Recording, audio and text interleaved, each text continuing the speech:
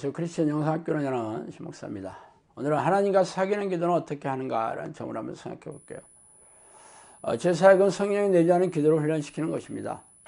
성령이 내주한다는 것은 성령께서 우리 안에 들어오셔서 거주하시고 통치하시는 하나님의 나라가 이루어지는 삶이에요.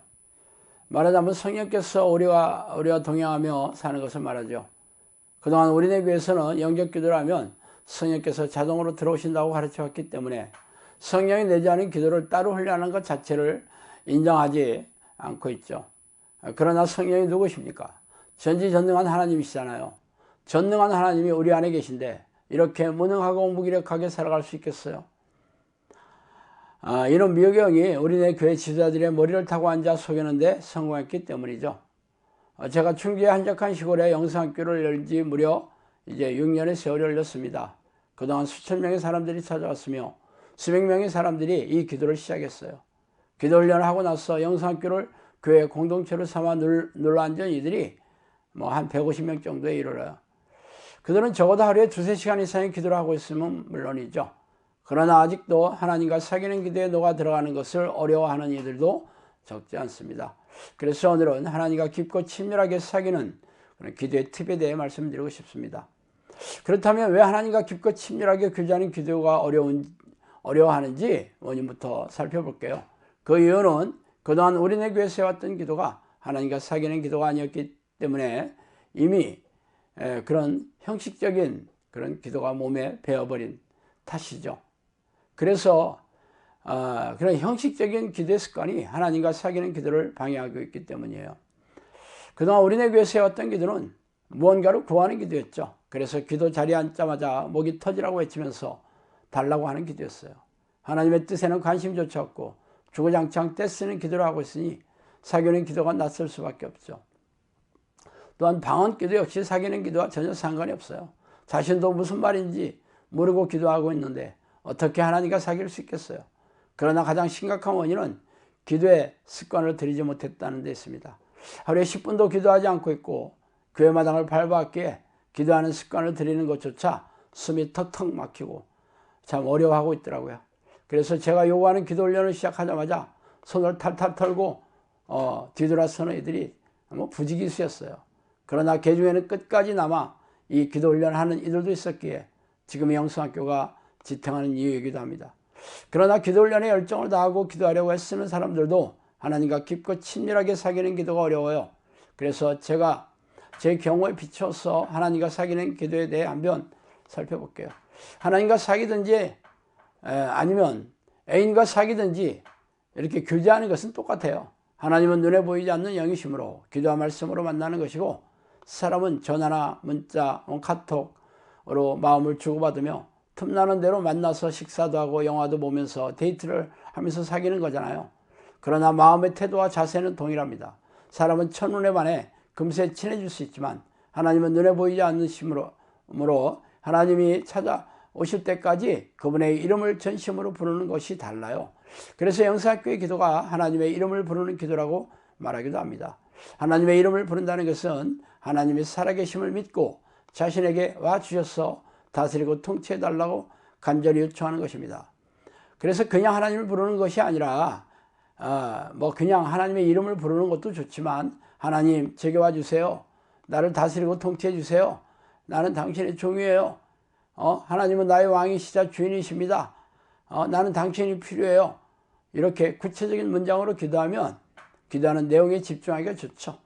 또한 아무 생각 없이 기도하는 것보다 하나님이 내게 오시는 것을 구체적으로 상상하면서 그렇게 기도한다면 집중력이 배가가 돼요.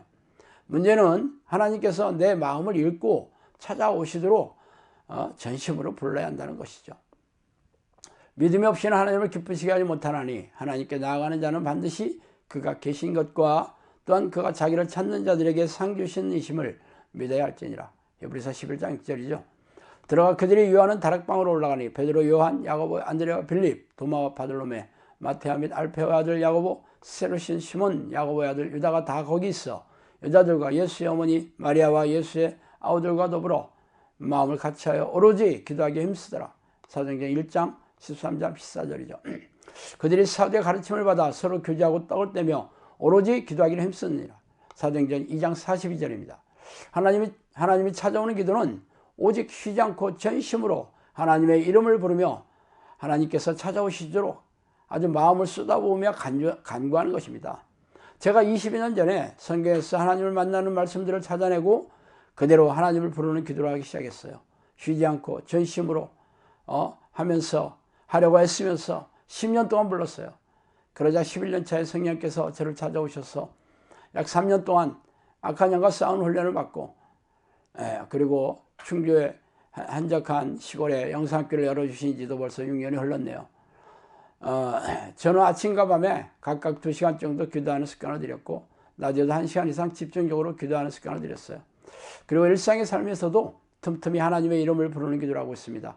하나님과 사귀는 것은 언제나 그분의 모습을, 그분을 떠올리며 그분의 임재를 상상하며 자신에게 와달라고 기도하는 그 기도가 필수적입니다. 물론 하나님만 부르는 기도만 하는 건 아니에요.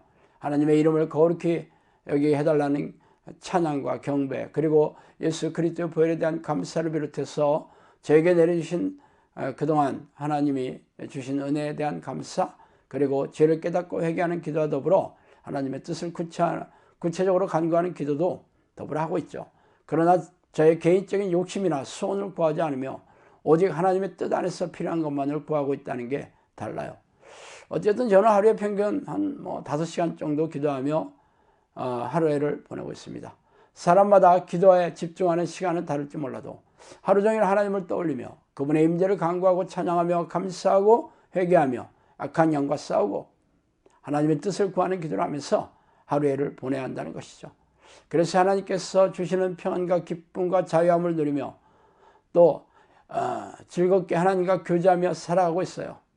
이런 사람은 누구나 성령과 깊고 친밀하게 교제를 나누며 성령이 주시는 축복과 기도 응답을 보너스로 받게 되고 놀라운 성령의 능력으로 귀신을 쫓아내며 질병을 취하면서 하나님의 도구로 사용되는 정의용사의 반열에 올라가게 될 것은 당연한 일입니다.